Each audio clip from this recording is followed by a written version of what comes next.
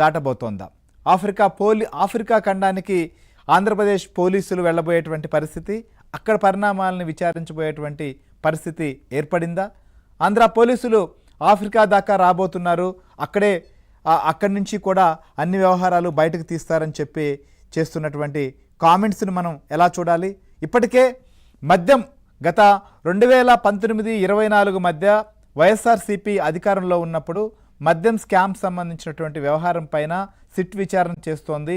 దాదాపు 3,500 కోట్ల రూపాయల అవినీతి జరిగిందని చెప్పి ప్రాథమికంగా అంచనా వేసింది, అరెస్టులు చేసింది. కొంతమంది బెయిల్ పొందారు, మరికొంతమంది న్యాయస్థానాలను ఆశ్రయిస్తున్నటువంటి పరిస్థితి.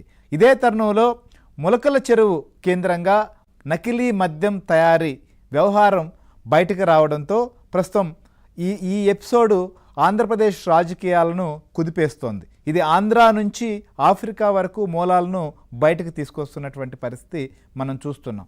సో 2019-24 మధ్య ఏదైతే మద్యం విక్రయాల్లో మద్యం సంబంధించినటువంటి పాలసీలో అవినీతి జరిగిందని చెప్పి విచారణ ఎదుర్కొంటున్నటువంటి పరిస్థితులు, అప్పట్లో ఈ శాఖ మంత్రిగా పనిచేసినటువంటి డిప్యూటీ సీఎంగా ఉన్నటువంటి నారాయణ స్వామి వరకు సిట్ విచారణ కొనసాగింది. సో నెక్స్ట్ అక్కడి నుంచి కూడా ముఖ్యమంత్రిగా ఉన్నటువంటి జగన్ను విచారిస్తారా, జగన్ను దాకా ఈ కేసు వెళ్ళబోతోందా అనేటువంటి చర్చ జరుగుతోంది.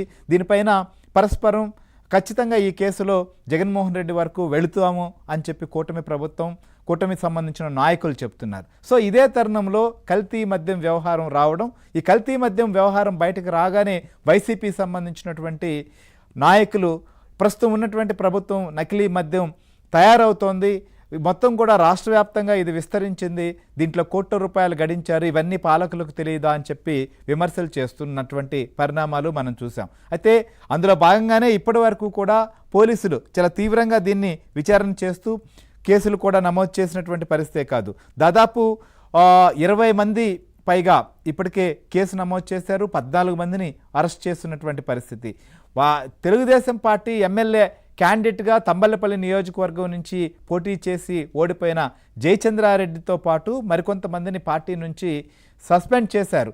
సో వీరికి సంబంధించినటువంటి ముఖ్య నాయకులు కావచ్చు, అనుచరులు కావచ్చు, వారి దగ్గర పనిచేసినటువంటి వారిపైన కూడా కొత్తగా కేసులు నమోదైన పరిస్థితిని మనం చూసాం. సో ఇలాంటి తరుణంలో ఈ లిక్కర్ స్కామ్ వ్యవహారం పైన సిబిఐ చేత విచారణ జరిపించాలని కేంద్ర హోంశాఖ మంత్రి అమిత్ షాకు లోక్సభ సభ్యుడు మిథున్ రెడ్డి ఫిర్యాదు చేశారు. దీంతో ఆంధ్రప్రదేశ్ ప్రభుత్వం కూడా నకిలీ మద్యం విషయం పైన వైఎస్ఆర్సీపీ కావచ్చు, వారి పార్టీ సంబంధించినటువంటి ఎంపీలు నాయకులు చేస్తున్నటువంటి దుష్ప్రచారాన్ని తిప్పికొట్టడమే కాదు, ఖచ్చితంగా ఈ కల్తీ వ్యవహారంలో ఉన్నటువంటి వారందరిపైన చర్యలు తీసుకోవాలి, వీలైనంత తొందరగా అరెస్టులు కావచ్చు, వ్యవహారాన్ని దీంట్లో క్లోజ్ చేయాలనేటువంటి ఆలోచనలో ఉన్నట్లుగా అర్థమవుతోంది. అందులో భాగంగానే 4 టీములను కూడా ఏర్పాటు చేశారు. ఈ 4 టీములు కూడా ప్రస్తుతం ఆంధ్రప్రదేశ్లో అనేక లింకుల పైన విచారణ చేస్తున్నారు. ఎందుకంటే ములకల చెరువు నుంచి ఇబ్రహీంపట్నం, తెనాలి, లేకపోతే విశాఖపట్నం దాకా కూడా ప్రస్తుతం విచారణలు వెళ్తున్నట్లుగా మనకు తెలుస్తోంది. ఇంకోవైపు బయట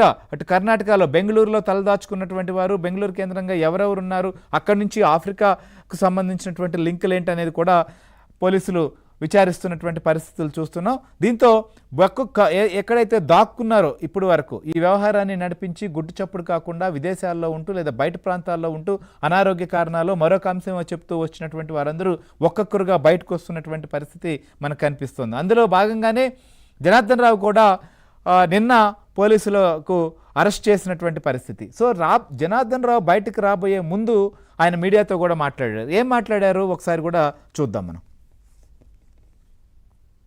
ములకల చెరువు ఇబ్రహీంపట్నంలో జరుగుతున్నటువంటి నకిలీ మద్యానికి సంబంధించిన విషయాన్ని సోషల్ మీడియా ద్వారా నేను తెలుసుకుంటున్నాను. ఈ వ్యవహారంలో నా పేరు మొదటి ముద్దాయిగా జనార్దన్ రావు అని చూపించుకున్నారు. ములకల చెరువు కేసులో వాస్తవం ఈ కల్తీ మద్యం గురించి తంబళ్లపల్లిలో ఉన్నటువంటి తెలుగుదేశం నాయకులకు కానీ ఏ ఇతరులకు కానీ సంబంధం లేదు.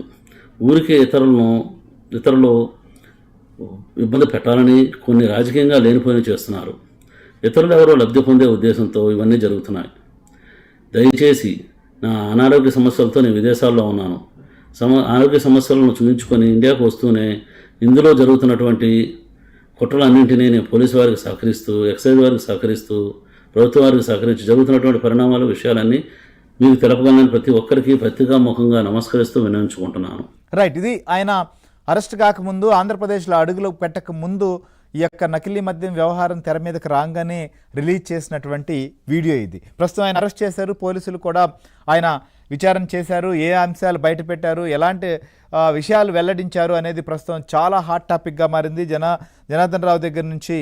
ఎందుకంటే ములకల్ చెరువు దగ్గర బయటపడ్డ ఎపిసోడ్ కానీ, లేదా ఇబ్రహీంపట్నం కావచ్చు, ఇతర ప్రాంతాలు, వీరికి సంబంధించినటువంటి విషయాలు, వీరికి ఉన్నటువంటి సంబంధాలు, జయచంద్రారెడ్డితో కావచ్చు, మిగిలినటువంటి నాయకులతో, పార్టీలతో ఉన్నటువంటి సంబంధాలు, ప్రతి ఒక్క అంశాన్ని కూడా క్షుణ్ణంగా ఎక్సైజ్ శాఖ అలానే పోలీస్ శాఖ కూడా బయటపెట్టబోతున్నటువంటి పరిస్థితి. సో ఎందుకంటే దీంట్లో ఈయన్ని A1గా కూడా చేర్చారు, కీలక సూత్రధారిగా ప్రస్తుతం ప్రభుత్వం కూడా భావిస్తోంది. సో ఈయనకి ఎవరితో పరిచయాలు ఉన్నప్పటికీ, ఎలాంటి వారితో గతంలో సంబంధాలు ఉన్నప్పటికీ, ఈ కేసు విషయంలో మాత్రం ఖచ్చితంగా విచారణ విషయంలో కానీ, లేదా అరెస్టుల విషయంలో ముందుకు వెళ్ళాలి. ప్రభుత్వం గతంలో జరిగినటువంటి పరిస్థితులు, పరిణామాలు రాకుండా అనేక జాగ్రత్తలు తీసుకుంటున్నప్పటికీ, ఇలాంటి పరిణామాలు జరగడం పట్ల ప్రభుత్వం కూడా సీరియస్గా ఉంది. ఎందుకంటే జయచంద్రారెడ్డి తెలుగుదేశం పార్టీ అభ్యర్థిగా పోటీ చేసిన ఆయన. సో అప్పట్లోనే అక్కడ తెలుగుదేశం పార్టీ నాయకులు, ముఖ్యంగా శంకర్ యాదవ్